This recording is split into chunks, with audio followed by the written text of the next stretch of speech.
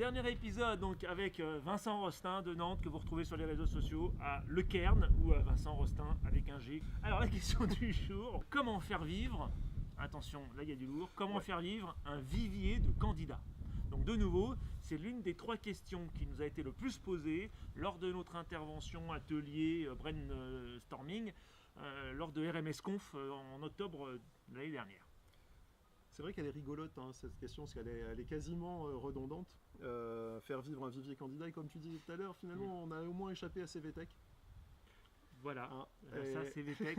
Fais gaffe parce qu'il y en a encore certains qui utilisent ce terme. Non, pas en 2018. Ah. Non, évidemment. Pardon.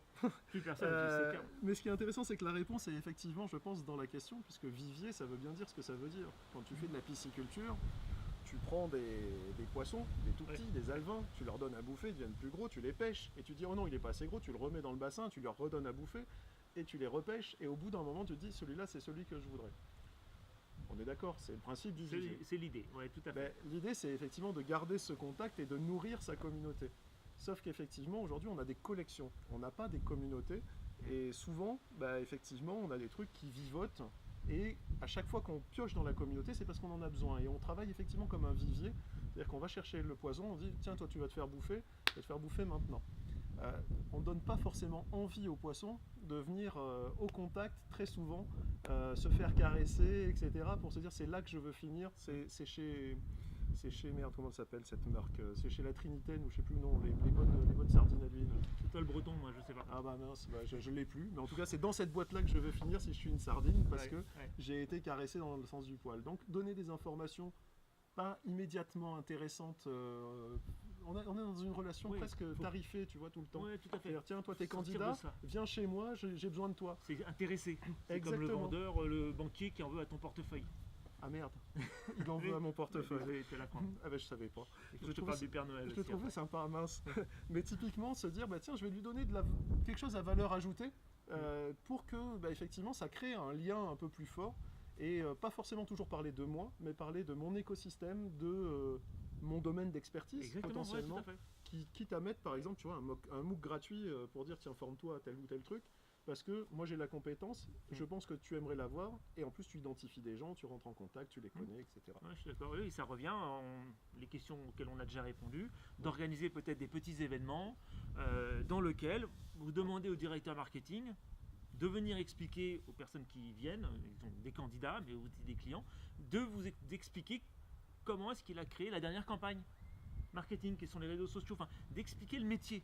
Ou de demander au DRH de venir expliquer, si vous recrutez des recruteurs ou des RH, de venir expliquer quel est l'impact de, je sais pas, en ce moment on parle pas mal de formation, quel est l'impact de cette nouvelle règle du jeu avec les OPCA et compagnie sur la formation dans l'entreprise. Voilà, vous donnez une vraie info, quelque chose qui va servir à ces candidats potentiels, mais dans ce cas-là on s'en fout, c'est plus des candidats, c'est juste des gens que vous invitez parce que vous les suivez sur les réseaux sociaux, parce que vous avez leur CV depuis un moment, whatever, mais en tout cas on sort de cette relation, moi entreprise et vous candidat. Typiquement, on fait un événement potentiellement interne en faisant venir un conférencier comme Benjamin dans un amphi de 400 personnes.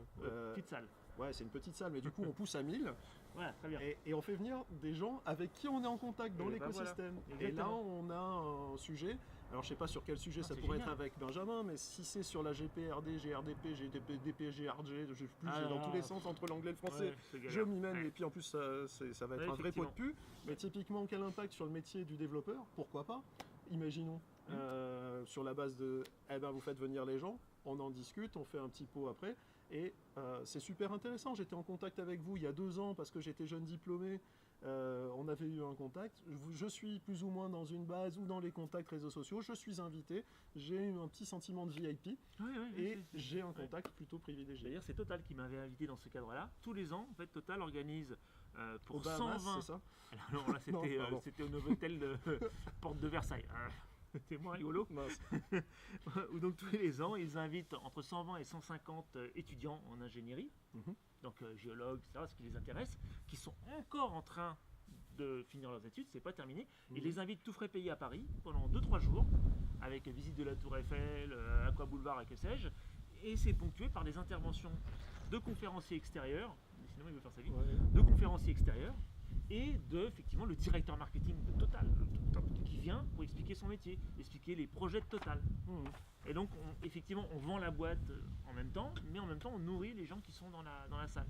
Et dans la salle, vous avez des jeunes des gens extraordinaires, du Congo, du Nigeria, des Américains, des Brésiliens, un ou deux Français qui sont perdus. Enfin, c'est passionnant. Voilà, créer des points de contact en fait. Voilà, exactement. Des points de contact à valeur ajoutée, sans être intéressé, sans arrière-pensée immédiate. Voilà, et ça, peut-être le petit souci, c'est le long terme par rapport à des entreprises qui ont besoin de recruter tout de suite. Ouais.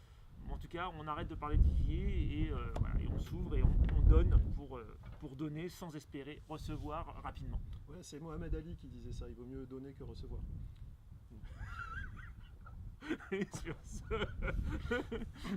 Et sur ce, je vous remercie. Merci encore à Vincent d'avoir Merci à toi d'être venu jusque là. Ouais, on est à Nantes, hein, alors effectivement. Ouais. C'est comme ça qu'on dit ? Non, Nantes. Pardon, on est à Nantes. Effectivement, donc. Et à bientôt dans la Sarthe alors. Ah ouais, super, j'ai trop hâte. Ah, trop bien, ouais.